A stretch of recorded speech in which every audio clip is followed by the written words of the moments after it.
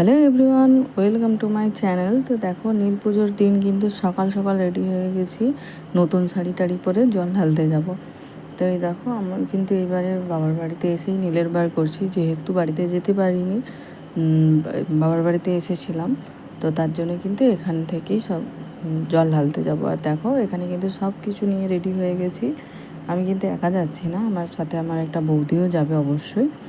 তো এখান থেকে কখনো জল ঢালা হয়নি, ওখানেই ঢালতাম, কিন্তু কিছু কারণবশত যেহেতু যেতে পারিনি, কিন্তু বার তো করি, তাই কিন্তু এখানে একটা বৌদিকে বলেছিলাম একসাথে তাই জল ঢালতে দিই।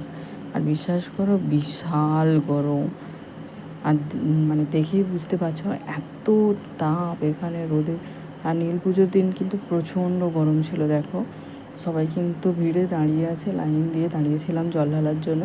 আর এখানে কিন্তু ব্যবস্থা খুবই ভালো ছিল। যারা জল ঢালছিল তাদেরকে কিন্তু জল ঢালার পরে ঠান্ডা ঠান্ডা লস্যি, তারপরে হচ্ছে ফল কুচনো সবাইকে কিন্তু প্রসাদ হিসেবে দিচ্ছিল, যাতে কারোর অসুবিধা না হয় গরমে। এটা কিন্তু আমার খুবই ভালো লেগেছে, সব জায়গায় হয় না এরকম। এই দেখো, এখানে কিন্তু সমস্ত কিছু ওরা রেডি করছিল। ওরা যারা পুজো করে তারাই কিন্তু এগুলো সব কিছু রেডি করে রেখেছিলো। আর ফাইনালি কিন্তু জল ঢালা কমপ্লিট। অনেকক্ষণ রোদে দাঁড়িয়ে অবশেষে কিন্তু জল ঢেলে বাড়ি যাচ্ছি। আর দেখো, রোদের তাপ কিন্তু প্রচণ্ড। আর ছেলেও কিন্তু এখানে প্রচণ্ড বিরক্ত হয়ে গেছে, কিছু করার নেই। ও রোদে রোদে এসেছিলো আমার সাথে, তার জন্য গরমে গরমেই যাচ্ছে বাড়ি।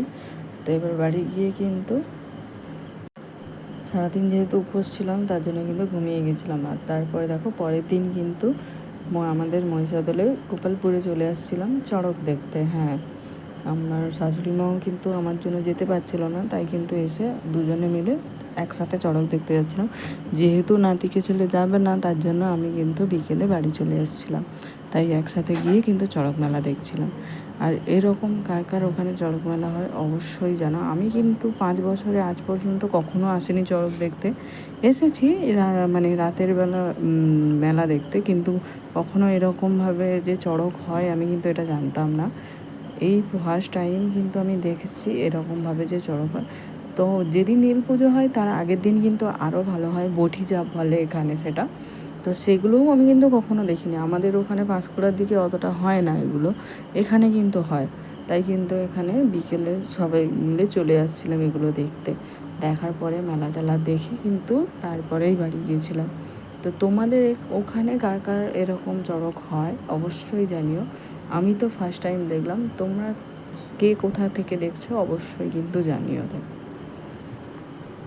আর এই যে চড়কে ঘুরছিল না, এখানে কিন্তু মানে ওরা হচ্ছে ওদের কাছে ফল আরও কলা, কাঁচা কলা, মানে বিচা কলা, এসব অনেক কিছু ছিল, কুমড়ো, কাঁঠাল, এগুলো কিন্তু সবাইকে ওই যে ঘুরছিল যারা, তারা কিন্তু ফিরতে ছিল। আর যারা পায়, এটা বলে, জানি না সত্যি কিনা, কিন্তু বলে যারা খায় মানে ভালো এই জিনিসটা, যাদের অনেক দিন বাচ্চা কাচ্চা হয় না, তারাও নাকি খেলে এটা হচ্ছে ভালো খুব।